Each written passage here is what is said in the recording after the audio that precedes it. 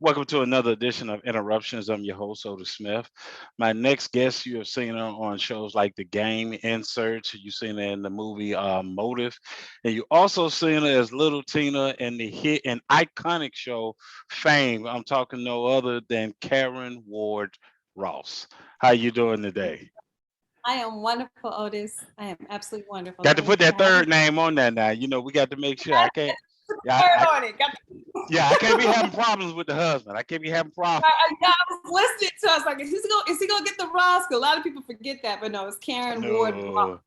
No, no, because actually, I want to bring you back with your husband. I've been doing a theme thing lately with marriages, and Mm. I did with Shirley Murdoch and her husband because Oh, love her it. husband Love it. Dale DeGrosse was part of Zap when she was Mm-hmm. with Zap, right? So then I did Trisha Mann, Grant, and Tony Grant, Okay. her Yeah. husband. So Yeah. I'm on a thing where with people like yourselves are married to people that are in the industry, right? And then how you're making it work, being married and both having a career. So I would love to bring you back with your husband. Oh, that would be awesome. We'll bring them on to the party too. All right. So my first question is, do you remember what it was like being on the TV show Fame because you was on there at such an early age? Do you remember what was it like, the feeling for you to be on such a an iconic TV show? Absolutely. It's something that will stay with me forever. As you mentioned, it is iconic. I was a young girl watching Fame. I was riveted. I would just stare at the TV and just visualize myself on there. And and lo and behold, through a series of events, that visualization came true. I auditioned 5 times. Wow. I was called into audition, and at the time, I was just taking acting and dancing classes because I loved it. And I was auditioning with child actors who knew what they were doing. You know what I mean? But here I am, raw, unrefined. I walk in there, I do my thing, and they kept calling me back, kept calling me Okay. back. The last audition, I think I had to do a dance audition with Jaime. Jaime Rogers was the choreographer for Fame. He did all the Fame dances. He's no longer with us. Okay. I got a call, flew me out to New York, first class with my mom. I remember having my Cabbage Patch doll and hitting those streets Oh, of New not the York. cabbage fat dog. Not the Yeah, I remember every detail, so that's not the right question to ask. I'll bore your listeners. Oh But man. yeah, no, life changing, life That was changing. And interesting, that character, and I think TV needs a show like that again. But it's yes, hard. But I told someone it's hard to do because mm-hmm. people are not the same. So when They're you not. get in, when you get a time and a moment in space, the reason it's so special when you do a show like that, because things are different. The atmosphere is different. The people Yeah, are different. it never happened like that before, and probably will never happen in that way. I actually have a dance centered series inspired by Fame, but it will never be Fame. It's certain things like there will never be a Michael Jackson. There might be other talented people, but there won't be an MJ. And I kind of feel the same way about the specialness of Fame. You know what I mean? So I totally feel you on that. See, I like you already. I'm glad I got you on the show. That you talking my talk. That's what I'm saying. Yes, we're talking the same language. Yeah, Let's because do it. no, because I try to tell people like my daughter, and it's so interesting. My daughter's 24 and she gets it now because she said, Mm, "Dad, you know what? You're right. Your music is better."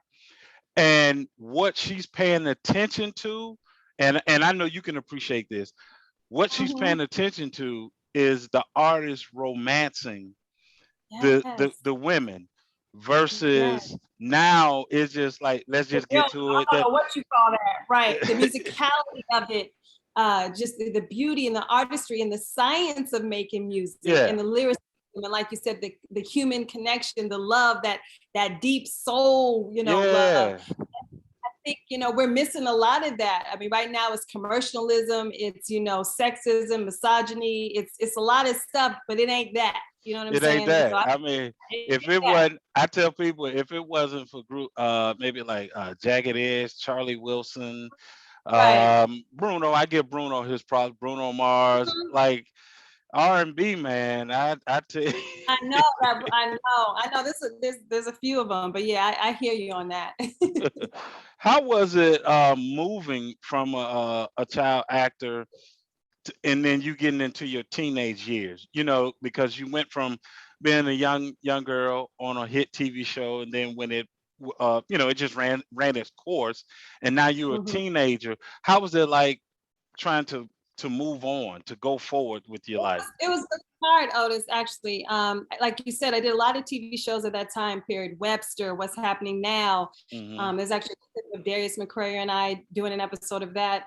I did about 40 McDonald's commercials. So my whole formative years were steeped in the entertainment business, in front of the camera, in front of the lights. And I Okay. had a television series on CBS called You Take the Kids with Nell Carter and Mos Def. Now, at the time, he wasn't known as Mos Def, the rapper. He was Correct. Dante.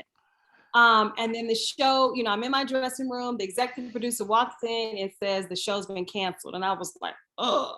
And I was all of maybe 13, 14 at the time. And it really, really hit me hard. And my self esteem took a plummet. At that time, hormones are raging. You're trying to Right. find Right. yourself as a teen. So it was actually a struggle for me. And I even said, I kind of took a dark turn, with boys and alcohol and some other things Right. that teenagers can do. Yeah. And I got sent to live with my father in Lubbock, Texas. Like my butt got sick because my parents were divorced. For that very reason, because emotionally it was hard for me, not just being an actor, but just being a teenager and going through teenage girl things. I really needed the support and structure of my father at that time. And that really kind of course corrected me. So fortunately, I did exceptionally well. I got into Howard University and it kind of changed the Big trajectory of my ups. life.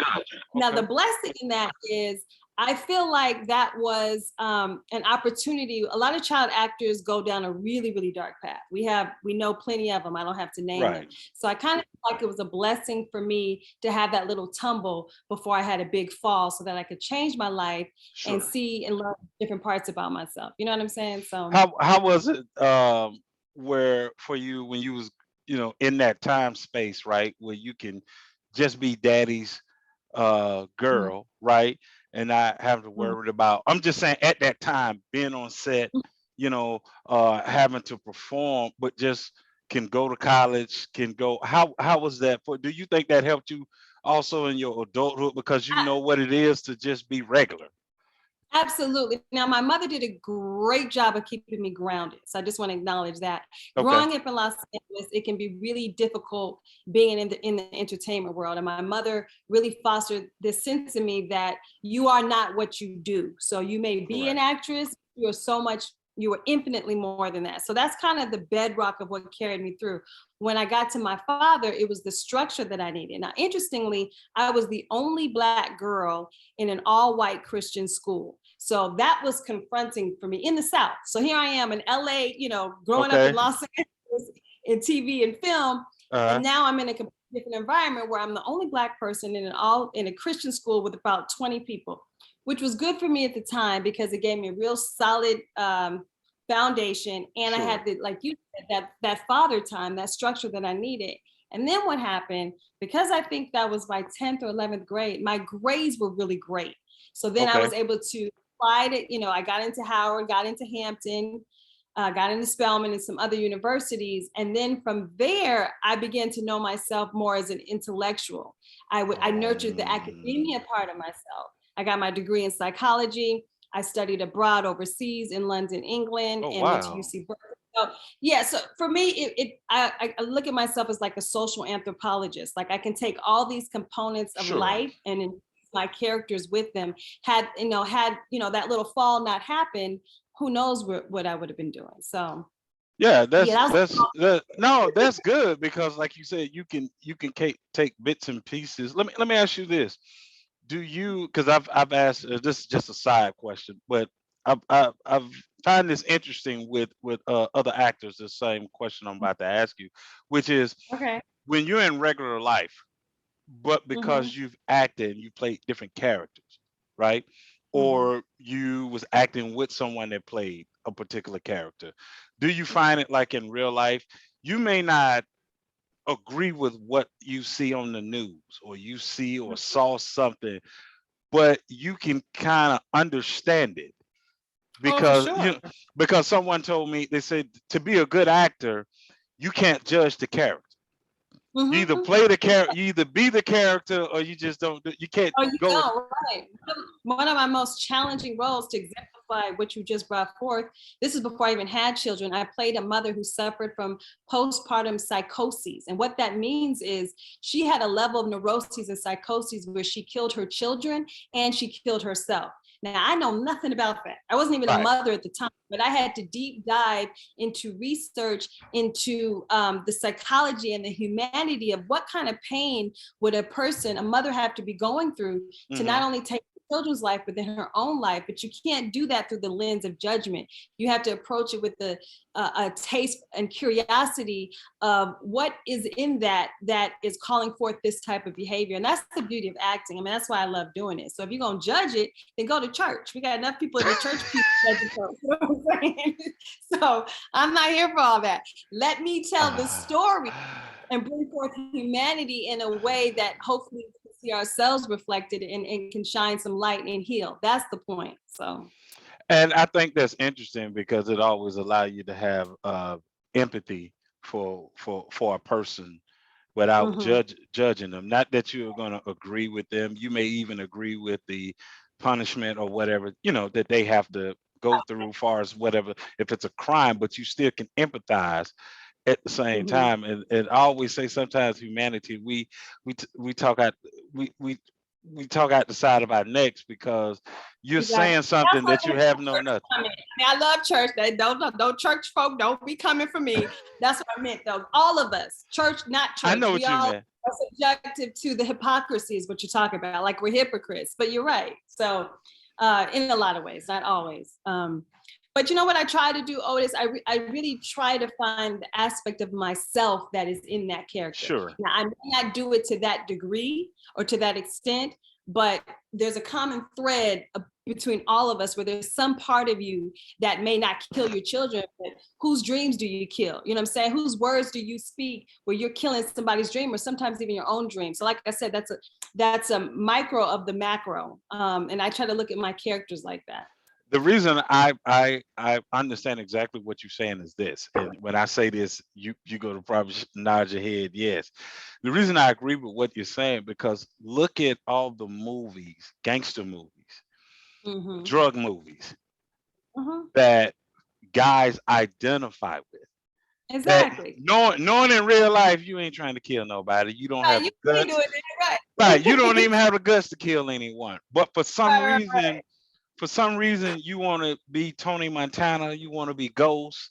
Now the new series that 50 Cent has at BMF, you know, you right, right. you look at all this stuff knowing that, but it's something within your humanity, like you said, that you identify with, and this is why these shows Exactly. And that, I mean, that's what exist. comic books are. That's what these big comic book tentpole movies are. Like, Yes, you know, it's a global universal archetype that we all can understand and relate to, even if it's not our personal experience. correct. And I think that's the beauty of art and being an artist is that we can speak a universal language that we can Language. all tap into from our own unique perspective. How fickle can Hollywood be when looking for an actor? Looking for either the new face, uh, Mm-hmm. someone that's hot, or Mm-hmm. someone that you got some acting experience, but nobody has seen he or she that much. Yeah. How fickle is that? You know, I mean, I think the cliches are a cliche for a reason because Hmm. you know they're so prevalent and so ubiquitous. I am at a point where I don't even think of Hollywood in that way anymore, and I'll explain. Okay. Like I've spent a lot of years trying to be the actor, trying to be the one selected, trying to figure out how does Hollywood think. And Hollywood is wonderful. It's a global platform for us to tell stories and see ourselves like we talked about.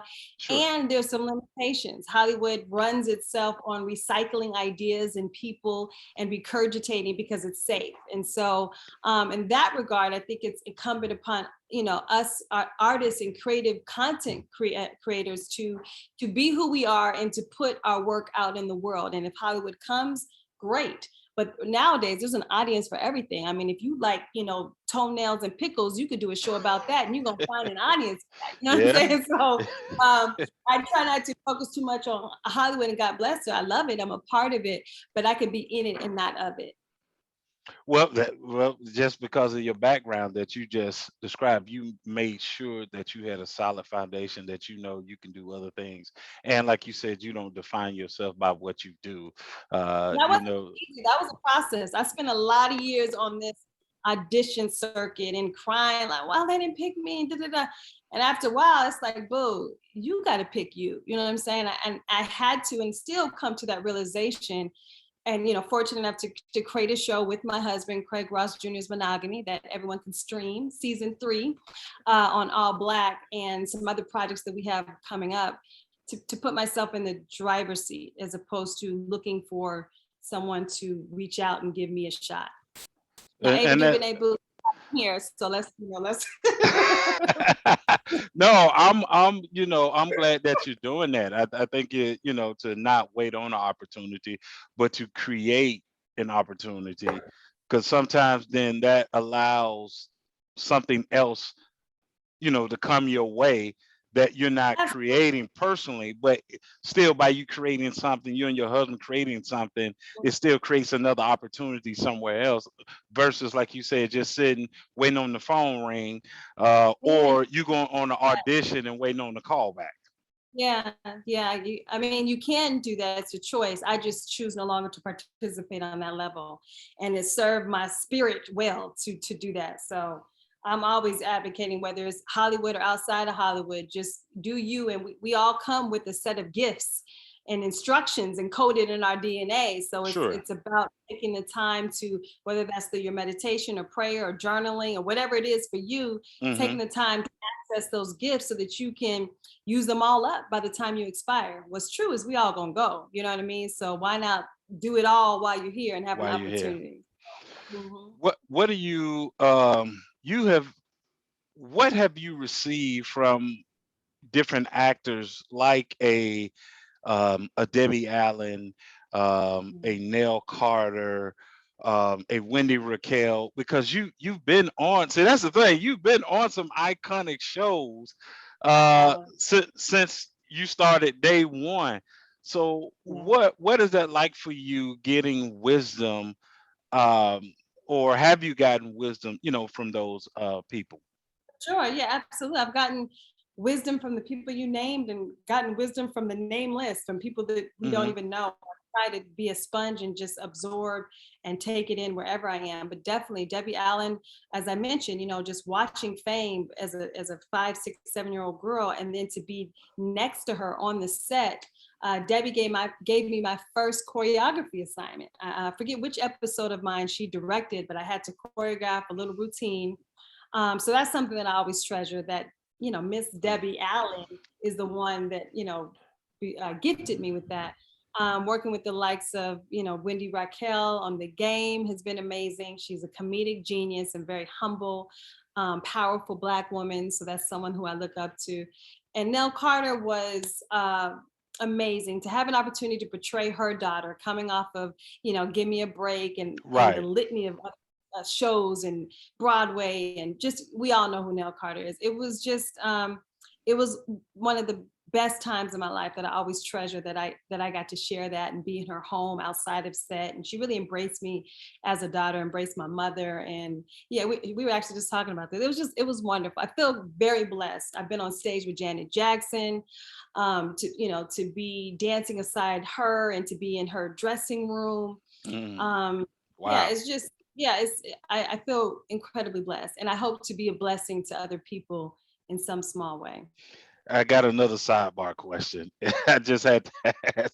Uh, And that's what I love about my show, interruptions. Sometimes it gets interrupted. Yeah, hey, let's go with it. It goes off script. When you were on Oh, Fame, you was with Gene. uh-huh. I wonder did he do the same thing with you that he did that Erica was telling me. So Mm, she was saying that she would always try to get him to, all right, come on, let's rehearse, let's go over this scene, let's do right, this, that, and right. the other. And he was just like, no, you know, like like he wanted to when the cameras hit, he wanted to be authentic. So Fresh, and yeah. yeah, he wanted to be fresh. So when you were acting with him, whether it was a dancing scene or it was your character being sassy and going back and forth, was it Right. more just authentic at that time, or did you get time to rehearse with him? What was it like working with him? Because people don't, because what Erica tells me is that what people don't really understand about him, he was not a trained dancer. Yeah, he wasn't. He danced from the gut. He acted from the gut, like he was soulful, and his presence was really felt that way on and off the screen. Now, Erica's perspective obviously is unique in that she worked with him much longer, Sure, sure. longer hours, for several seasons. I was on for the last 4 seasons before the show Hmm. was canceled. And also, I was a child, which meant that I was in school by law on set for a number of hours, and then I would show up on set. So I don't Okay, exactly remember. I just remember having fun with him. I okay. remember um, it was like something would come over me when they would yell action. Tina Johnson would take over, and I would just come alive. Yeah, so that's what I remember of him. And then when we shot the scene on the bridge with the picture that you have in the Sure. background, Yes. um, the show would shoot partly in New York and mostly in LA, and so that was one of the outside exterior New York scenes. And we just had a blast out on that bridge. It was the time of my life. It was something I will always, always cherish. You, thank you for that because he's, I never got to meet him. And of course, I hadn't Yeah. started my I was podcast, telling my but husband, I wish he was alive today. Like, I wish he was here. It would be very interesting to see how he is with social media and, just the whole thing. as like I told Erica, he was that guy that if he or Debbie didn't dance in an episode, right? You Right. people will ask you like, how was the show last? Right, It was alright, right, right, they, right, right. Leroy Right. didn't Everybody dance, so loves Leroy didn't dance, then it Yes, was I know. We love Leroy. So can you imagine, Otis, when I was cast as Leroy's niece, I was like, what? I mean, that's where I learned the power of visualization. All at, 6, 7 years old. Like if you can visualize it, keep seeing it, there could be a way. So yeah, it was well. life People changing. forget two other people that was on that show, which I know you Mm. remember. One, Michael, that went on to do New York Oh, Undercover. I yeah, yeah, said, yeah, yeah. Michael, I can't say his last name, so I just say Mike, who was on New York Undercover, and watch this, and from the show, from Fame, he shows up Mm-hmm. in the Beat It Michael Jackson video. Like Right, right, that's right. crazy. There's another person that people forget, Don Janet Cheadle. Jackson. Well, Don, Janet was there, but Don Cheadle played a yep, character that was yep, from Leroy's neighborhood that right, wanted right, to right. dance. Oh yeah, I told you, I'm a fan. Lawrence Hilton Jacob, who played my father. He played Tina Johnson's father. That's his father. But yeah, Janet left just before I got on, and Lawrence Hilton Jacob, love him, obviously one of our living legends.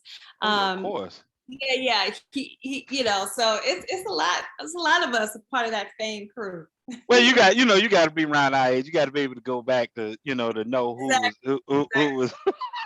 What do you Exactly. enjoy? What do you enjoy um, about acting? What is it about acting that brings joy to you that makes you want to do it? Mm. You know what? I came into this world literally knowing this is what I was supposed to do, being an actress and being a dancer. I would watch Punky Brewster, Oh and wow, I you loved going her back? exactly. And she had freckles like me, and I loved how I felt. I felt something, and it was all in her eyes. And say the eyes are the window to the soul. What I love about it is I'm transfixed and transformed when I take on a character. And I get to live and weave in and out of all these experiences and be people that I can't be in my, everyday life. In Sure. season 2 of Craig Ross Jr.'s Monogamy, the show that we have, my character comes from sexual abuse and she's a former drug addict. And there's a really powerful, compelling scene. I've never used drugs in that way. So to be able to harness that and go into that pain and go into Mm-hmm. what life is like through her eyes is a Mm-hmm. gift. And I get to do that through all these different characters. So and then touch people in the process, and that's what I love, connecting to our core humanity, to our oneness, like we talked about before.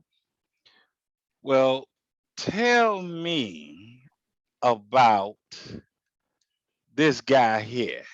Oh, that's my boo. So when you met Craig, Mhm. why or how did you know this the one? It's him. Let's go. Let's get it done. You know what, it was when I met him. I've told this story before. I was working at a post-production company and we were editing one of his films, and he asked me out on a date, and I went on the date, and the date was amazing. And I kissed my husband at the time. I kissed him on our first date. It's incredible.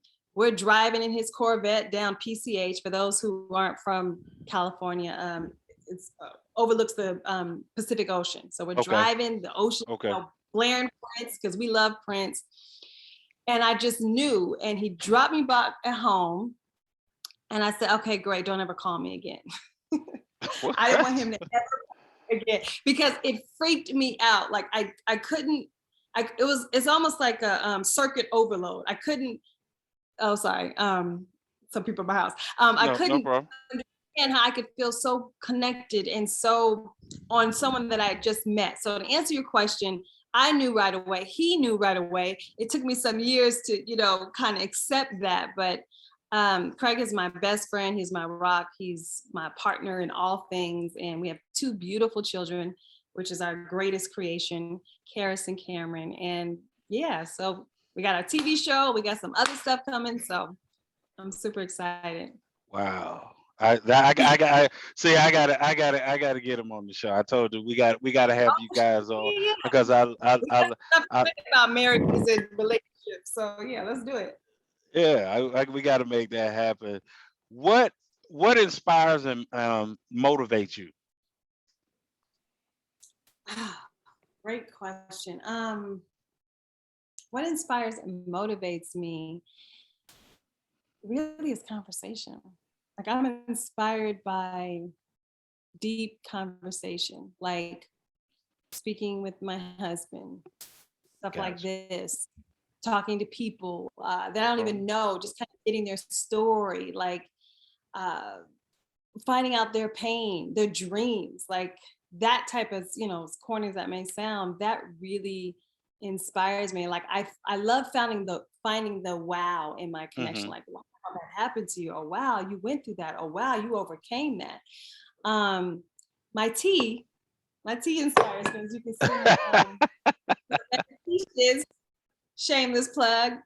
Meditations with Caryn. I created Oh, go on long and plug it. right? Because I love meditation and I love tea. Meditation is the art of being still and allowing that inner voice to really communicate. So I'm inspired by that. And dance has always inspired Yeah, me. I see. So I know you still doing choreography work yeah, I do it and now. I just do it in my house. My kids look at me like, "Mom, what you doing?" I don't know how to do these dances that what these kids do. listen. It's like I told Miss Robbie Montgomery when I had the pleasure to interview her. You get old when you have kids because they tell Right. you old. You No, know oh, you sitting here thinking you hip, you know what's going on, you know what I'm saying, and they looking at you like, no, yeah, exactly. I'm still jazz hand days from Fame. You know what I'm saying? That's how we would get down. That's okay. It's well okay. It's you a place well for you did a plug. Look, you did a plug, so I'm gonna do a plug. I don't call it shameless plug. It's just a plug is a plug. So you right, gotta. So right. For sure, for sure. you tell your husband you and him, y'all need to go ahead and put interruptions. Y'all need to put my show out. Y'all need to the production team and everything. Come on, let's get it Okay. cracking. Now I'm staying in Atlanta now. Y'all just need to come here. I'm not Oh, moving I in hear Atlanta. Yeah, we're you. Yes, staying we in. got some business in Atlanta, right? We got a a show out there too. We got some stuff in a lot of areas. So Come I on, think it's come on. Cause see, I'm a listen. I'm a breath of fresh air I because heard that. I heard that. I'm what's needed now. You guys are having to so long be so guarded, worrying about if somebody digging into your past and finding out this, that, and then are they gonna ask it, in a question? Because everybody has, hidden agendas, right? That Right, right, that right. I always tell people I leave that to other people. That's not what my show is about. I don't Right, have to. right. No, I love it. I love your show. I love what it's about. I think it's I don't have time to get in people's business. I don't want nobody in mine. So, I ain't got time to be in your business like that. I heard that. I heard that. So my final question for you, that was a side question. Well, not a question, but a statement. Tell Craig, come on now. You and Craig, I will. I will let's let Mr. let's get Ross it know going. what you noticed. What kind of role are you still waiting on? I'm not waiting on anything. All right, Um, all right. that I would like to play, and I'm actually creating it. But Okay, I have a real quirky, silly, funny, clumsy side to myself that I love. I love playing that. okay. And it's actually born out of some characters that I do. So if you go on my Instagram, you'll see a little taste of it. But I'm developing a show around that. So it's really important for me to articulate the not waiting part because I've spent a lot of years Sure. waiting. And now I'm creating. So what I'm creating is that type of character that is so me and that a lot of people don't know that I would love to put into the world and just bring some laughter and some joy. Okay, okay. That's Well, it. I appreciate you coming on the show and blessing me with your presence.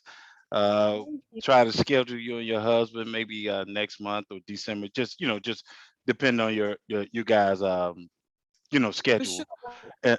Yeah. and love to have you back on the to the topic of marriage and entertainment. The feel and how you guys weave that together, and your production team.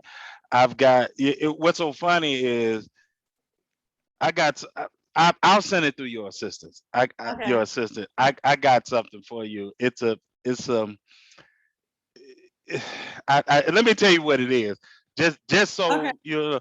So a friend of mine, uh, her and I were talking how you had all these drug shows, right? Just all these shows, right? And I said, what's so crazy is that people forget that there was a queen pen. Um, I couldn't think of her name right now, but she was killed down in Colombia or something. If you remember, she was real big time. And I said, Yeah. what if it I said it would be dope if we did a show and you had someone, but instead of one person, you had three sisters. So we just in a Okay. I got to stop you there now, Otis. We got to sign some legal stuff because the crime noir genre is I definitely know. my stuff, and we got some stuff kind of similar to that. So I hear you. Let's offline on that. No, no, that's why I wasn't finna go in details. I was just telling you how they came about. I'm gonna send it through your assistant. I trust me, I wasn't finna go No, no, through the whole thing. I know. But I I just appreciate on but regular. yeah, but no, but I appreciate but I hear you. I'm mad at you. I'm not mad at but you. I totally get it. But but I want you to continue to stay blessed, keep doing what you're doing, which is basically just being yourself, and you never know who's watching, who's looking, who's admiring. that's So just continue to be a powerhouse, you and your husband, like you've been doing, and continue to stay safe and stay blessed out there, and we'd love to have you you and your husband on the show. appreciate you. I just appreciate all the work that you're doing. It was an honor to be here. I had so much fun, and so let's do it again soon. Will do. Thank Okay. you. Peace.